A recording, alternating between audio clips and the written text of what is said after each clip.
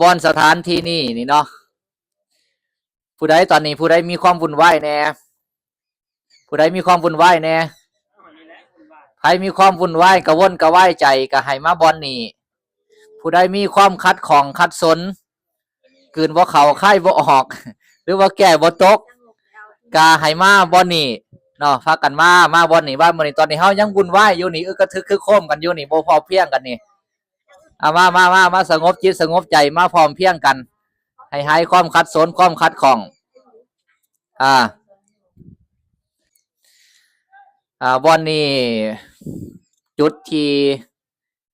พยาสะได้พบกับพระสัมมาสัมพุทธเจ้าเป็นครั้งทำอิฐตอนนั้นพระสัมมาสัมพุทธเจ้าหลังจากได้แสดงธรรมโปรดปัญจวัคคีย์ทั้งห้าที่บอนนั้นเนาะธรรมเมฆสถูปธรรมเมฆสถูปแปลว่าสถูปที่เห็นธรรมธรรมะบวกอิกขะแปลว่าเห็นธรรมะแปลว่าธรรมะหรือว่าสภาพความเป็นจริงเป็นสถูปที่เห็นธรรมะหลังจากแสดงแล้วเนาะก็มีพระสงฆ์เกิดขึ้นยังแล้วก็ได้บรรลุเป็นพระโสดาบันทานญาณโกณฑัญญะต่อมาพระสัมมาสัมพุทธเจ้าก็ได้มาแสดงอนัตตลักษณสูตรอยู่บนพุ่นซึ่งเขาจะไปอีกเนาะบนธรรมะเอิ้นนั่นเอิ้นว่าธรรมราชิกาสถูป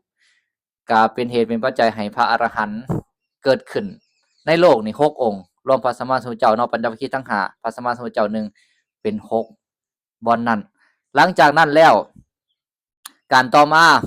พระสัมมาสัมพุทธเจ้าตอนเช้าของมื้อหนึ่งเพิ่นก็ได้มาเสด็จจงกรมอยู่ในบอนสถานที่นี้แล้วมื้อนั้นเนาะกลางคืน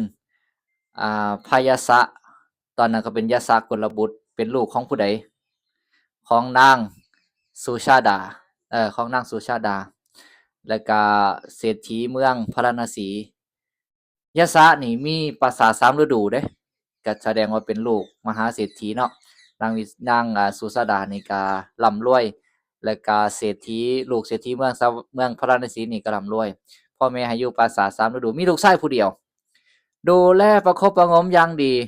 เพียบพร้อมไปด้วยกามคุณ5ทั้งภรรยาและก็ทั้งนางฟ้อนนางรำต่างๆหลายเนาะเพียบพร้อมไปด้วยกามคุณ5แล้วอยู่มาคืนมื้อหนึ่งหั่น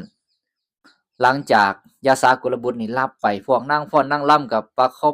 ระคมดนตรีดีสีตีเป่าฟ้อนรำทำเพลง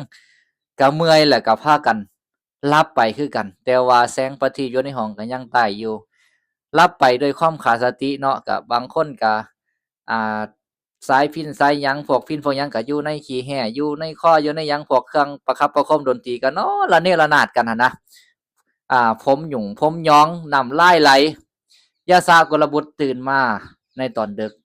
ก็มาปรากฏเห็นว่าพวกนางฟ้อนนางรำอิหยังต่างๆนี่นอนกลนแน่นอนผมหยองผมหยุ่งแน่น้ำลายไหลแน่ผ้าลุดผ้าลุยแน่ก็แบบปรากฏเหมือนกับว่าปราสาทผีดิบนะแล้วก็เลยรำพึงรำพันในใจว่าโอ้ที่นี่วุ่นวายเนาะที่นี่ขัดข้องเนาะที่นี่วุ่นวายเนาะที่นี่ขัดข้องเนาะก็ได้ย่างออกมาจากเมืองพาราณสีออกมาทางประตูเมืองและก็เข้ามาสู่ปาอิสิปตนมิกทายวันตอนนั้นพระสัมมาสัมพุทธเจ้าก็เสด็จจงกรมอยู่ในนี้ได้ยินเสียงยาสากลบุตรจมว่าที่นี่วุ่นวายเนาะที่นี่ขัดข้องเนาะที่นี่วุ่นวายเนาะที่นี่ขัดข้องเนาะพอมาฮอดสถานที่นี้พระสัมมาสัมพุทธเจ้าก็เลยตรัสตอบว่าที่นี่บ่วุ่นวาย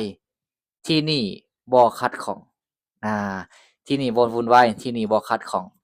มานี่ยะสะเฮาจะแสดงธรรมให้ท่านฟังท่านจงนั่งก่อนพระสัมมาสัมพุทธเจ้าก็จะได้แสดงธรรมให้ยะสะกุลบุตรฟังแสดงหยังแสดงอนุปุพพิกถาเว้าเรื่องทานเว้าเรื่องศีลพอคนบำเพ็ญทานบำเพ็ญศีลแล้วไปไสไปสวรรค์พรรณนาถึงสวรรค์ว่าสวรรค์มีความสุขนั้นนี่หลังจากนั้นแล้วก็เว้าถึงโทษของกามอ่าโทษของกามนี่กามคุณนี่มีโทษจังไดก็เล่าสู่ฟังหลังจากนั้นก็เว้าเรื่องอานิสงส์ของการออกบวชทานกถาศีลกถาสักขกถาอาทินกามาทินวคถาและก็เนคขมานิสังสกถา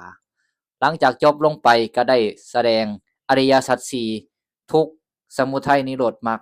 ทุกสภาพความเป็นจริงที่มันเกิดขึ้นอันนั้นอันนี้ก็เป็นทุกข์สมุทัยเหตุของการเกิดความทุกข์นิโรธการดับทุกข์และมรรค หนทางแห่งความดับทุกข์อริยมรรคมีองค์8พอแสดงธรรมจบก็เป็นเหตุเป็นปัจจัยให้ยะสากุลบุตรนี่ได้บรรลุธรรมเป็นพระโสดาบันหลังจากนั้นแล้วพอได้บรรลุธรรมเป็นพระโสดาบันแล้วต่อมาพอตื่นมาเนาะตื่นมากลางดึกบ่เห็นยะสาก็ตามหาเลยก็ตกอกตกใจเพราะว่ายังมีลูกชายผู้เดียวแม่นบ่ล่ะคันลูกชายผู้เดียวหายก็จะต้องตกอกตกใจแม่นบ่ล่ะตามหาโอ้ยลูกเฮาไปไสน้อไปไสน้อก็ตามหาทั่วห้องหยังต่างๆก็บ่เห็นตามหาก็เลยออกนอกเมืองมาเผอิญว่าย่างมาทางผีเนาะก็คงจะต้องมีเหตุมีปัจจัยเด้คันซั่นอาจจะไปป่าอื่นก็ได้สินะแต่ว่าต้องมีเหตุมีปัจจัยแม่นบ่ล่ะก็ตามมาทางนี้พอตามมาแล้วตอนนั้นก็เห็นพระสัมมาสัมพุทธเจ้าแต่บ่เห็นยะสะเป็นหยังคือบ่เห็นพระสัมมาสัมพุทธเจ้าใช้ฤทธิ์เฮ็ดให้พ่อนี่บ่เห็นยะสะนะคันเห็นสิเป็นหยังบัดนี้เอ้าเห็นลูกแบบตกอกตกใจตามหาก็สิโอ้ยลูกไปไสพ่อตามหามาอยู่นี่พ่อเข้าใจว่าเจ้าเสียแล้วนี่ก็สิแบบโอ้ยน้องห้องไห้ลำพึงลำพันก็สิมีอุปสรรคต่อการฟังธรรมได้เวลาคนเสียใจจังนะก็ฟังธรรมก็จะบ่ฮู้เรื่องบ่ล่ะมาบ่เห็นก็ตามหามานี่พระพุทธเจ้าตรัสเฮียกเฮาสิฟังธรรมเห็นพญาสาบอกเขาหน่อยบ่เห็นมานี่ก่อนก็แสดงธรรมให้ฟังก็แสดงเรื่องเดียวกับยะสะหั่นแหละตอนนั้นพญาสาก็นั่งอยู่ใกล้ๆหั่นแหละก็เฮ็ดให้ทั้งสองพ่อลูกนี่บ่เห็นกันก็แสดงธรรมจบผู้เป็นพ่อก็ได้บรรลุเป็นพระโสดาบันแล้วก็ประกาศตนเป็นอุบาสกก็นับว่าเป็นอุบาสกคนทำอิฐในพระศาสนาที่นับถือพระรัตนตรัยเป็นที่พึ่งถึงพระพุทธพระธรรมพระสงฆ์เป็นที่พึ่งแล้วตอนที่พระสัมมาสัมพุทธเจ้าได้แสดงธรรมให้พ่อของยะสากุลบุตรฟังนี่ยะสากุลบุตรก็ได้ฟังเป็นเทื่อที่2พอได้ฟังเป็นเทื่อที่2จบได้บรรลุธรรมเป็นพระอรหันต์แม่นบ่ล่ะการฟังธรรมนี่นะโอ้ยเรื่องนี้เขาหน่อยเคยฟังแล้วโอ้ยบ่ฟังดอกเฮาจะประมาทได้นี่พระยะสานี่ฟังรอบ2นี่ได้บรรลุธรรมเป็นพระอรหันต์อานิสงส์ของการฟังธรรมนี่ได้ฟังจริงที่บ่เคยได้ยินได้ฟังจริงจะได้เคยได้ยินได้ฟังแล้วก็เข้าใจอีกหายสงสัยแล้วก็บรรเทาความสงสัยได้แล้วก็จิตก็เลื่อมใสอันนี้อานิสงส์ของการฟังธรรมฟังแล้วฟังอีกฟังเป็น10เทื่อก็เข้าใจไปเรื่อยๆเพราะฉะนั้นเฮาอย่าประมาทเนาะว่าโอ้เคยได้ฟังแล้วเพิ่นเว้าเพิ่นบรรยายก็บ่ได้สนใจเฉยจังซั่นน่ะอานิสงส์ของการฟังธรรมฟังเรื่อยๆเรื่อยๆก็จะแจ่มแจ้งไปเรื่อยๆเหมือนยะสากุลบุตรนี่พอได้ฟังธรรมจบได้บรรลุเป็นพระอรหันต์เฮ็ดจั่งใดก็ขอบวชพระสัมมาสัมพุทธเจ้าก็บวชให้โดยเอหิภิกขุอุปสัมปทานะ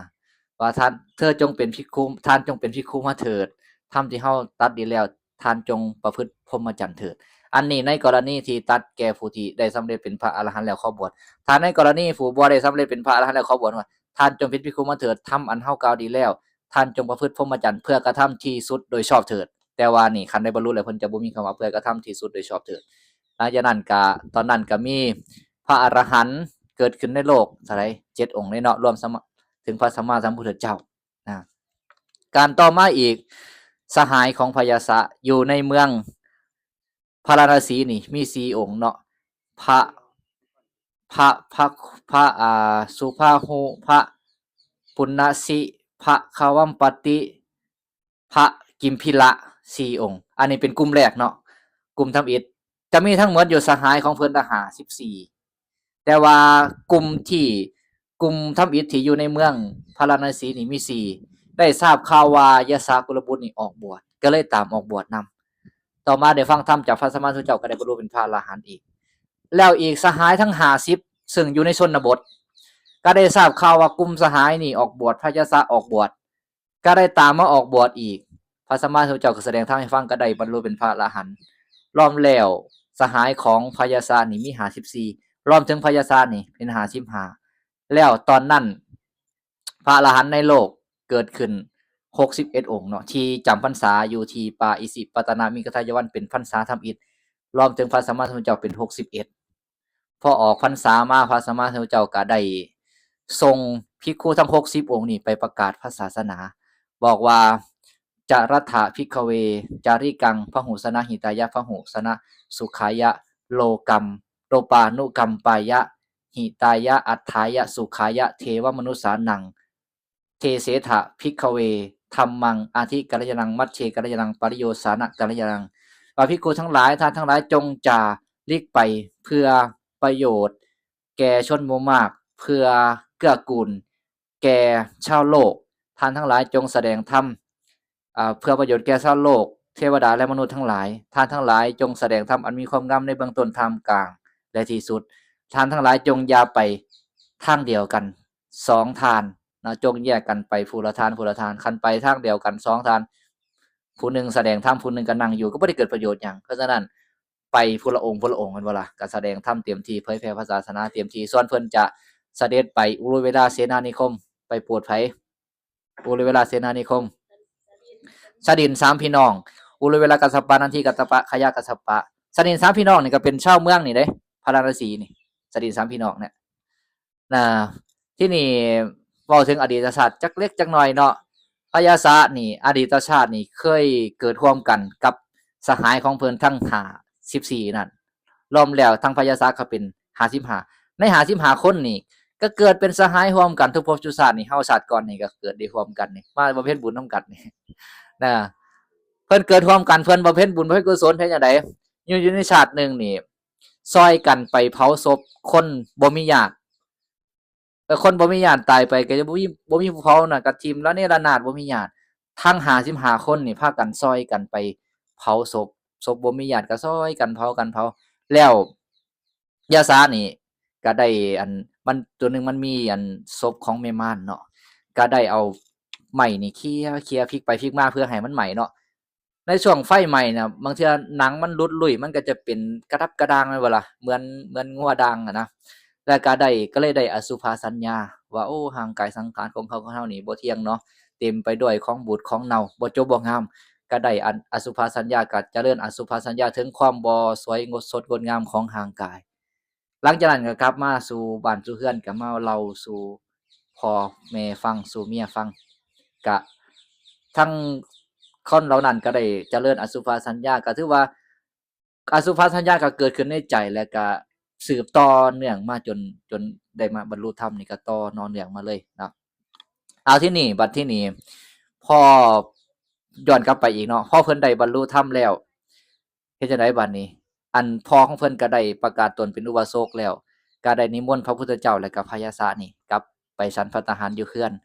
พระพุทธเจ้าพร้อมด้วยพญาสะนี่ก็เข้าไปแล้วก็ได้ฉันภัตตาหาร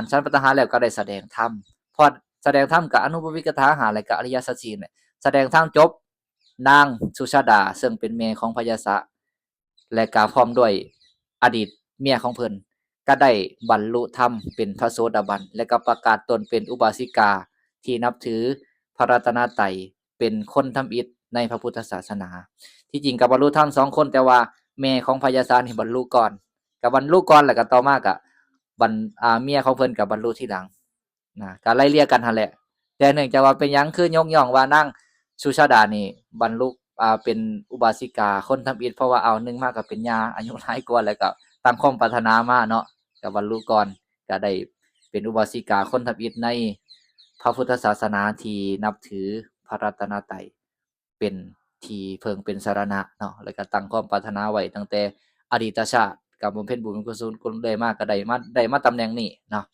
อันนี้ก็เรื่องราวความเป็นไปเป็นมาเฮาได้มาฟังแล้วผู้ใดมีจิตใจร้อนรนกระวนกระวายวุ่นวายขัดข้องก็มาบ่อนนี้ก็ขอให้ทำจิตทำใจปล่อยปละละวางอันใดบ่เป็นประโยชน์แก่จิตแก่ใจเฮ็ดให้จิตใจเศร้าหมองวุ่นวายสับสนก็ให้ปล่อยปละละวางเฮาท่านทั้งหลายก็จะเป็นผู้บ่ขัดข้องหนอบ่วุ่นวายหนอ ฮะโพดแนวใดถ่ายรูปไว้ขะน้อยเด้โอ้คันยุงน้ำหูบหลายนี่ก็สิวุ่นวายขัดข้องได้ขะน้อยได้ยินได้ฟังของพระผู้มีพระภาคเจ้าท่านตรัสไว้ว่าวันนี้บ่วุ่นวายวันนี้บ่มีทุกข์สาธุขะน้อยขอศรัทธาพระผู้มีพระภาคเจ้าสาธุถ่ายรูปให้เพิ่นแหน่เฮาอย่าแตกแยกกันเด้ออย่าวุ่นวายอย่าขัดข้องได้ไปทางหน้าต่อที่นี่บ่มีทุกข์ขะน้อยได้มาพึ่งพระธรรมขะน้อยหมดทุกข์หมดโศก